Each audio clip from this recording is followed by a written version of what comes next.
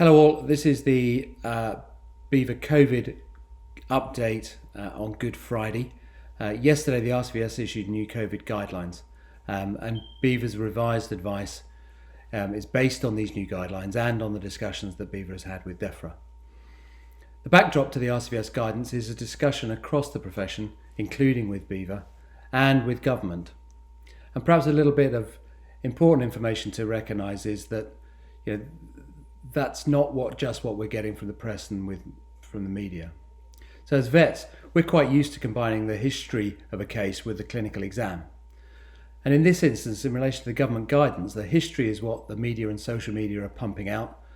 But we also, as vets, need to look at the government websites to carry out our own clinical examination. The guidance for business that government has published includes the following. The government understands that employers and businesses may have concerns about how they can remain open for business safely and so play their part in preventing the spread of the virus.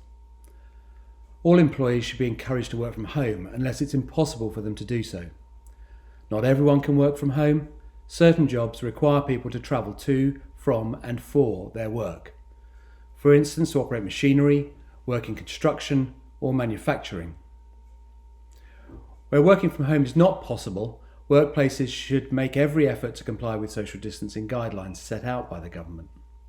But where the social distancing guidelines cannot be followed in full in relation to a particular activity, businesses should consider whether that activity needs to continue for their business to operate.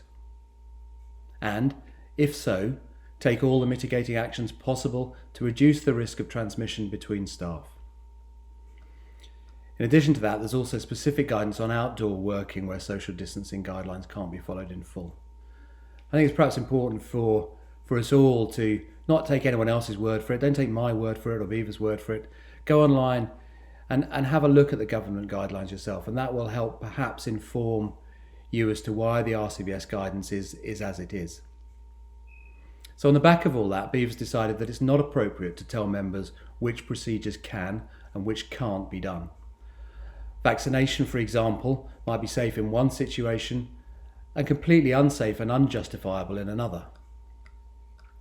So BEVA's advice fundamentally is that you should be professional, responsible and respectful. I hope this doesn't sound preachy and sermon-like. It's not meant to be, but it's supposed to sort of highlight the key things that we think are appropriate in terms of guidance and advice. So firstly, be professional. You understand horse health and welfare. Look at the proposed procedure and use your own professional judgment to decide whether the procedure can be delayed for a couple of months or dealt with over the phone. You also understand disease transmission. Make a professional risk assessment in relation to the proposed activity and the location, and use your professional judgment to decide whether it's appropriate to undertake that activity at that place at that time. You're also a member of society and a veterinary surgeon and an equine veterinary surgeon. Your actions impact not only on the health of those around you and their contacts, but also on the reputation of all vets and all equine vets. Secondly, be responsible. Minimise your travel and the contact that you have with others. Follow government guidance to minimise the risk of disease transmission. Risk assess every visit and record your justification if you decide to attend a call. And don't make the visit if you can't mitigate the risks. Lastly, be respectful. We're all in this together.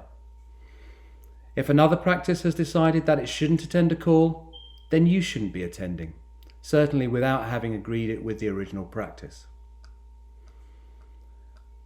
And recognise that even within your team, individuals may have different but equally valid professional opinions. No one should be being pressurised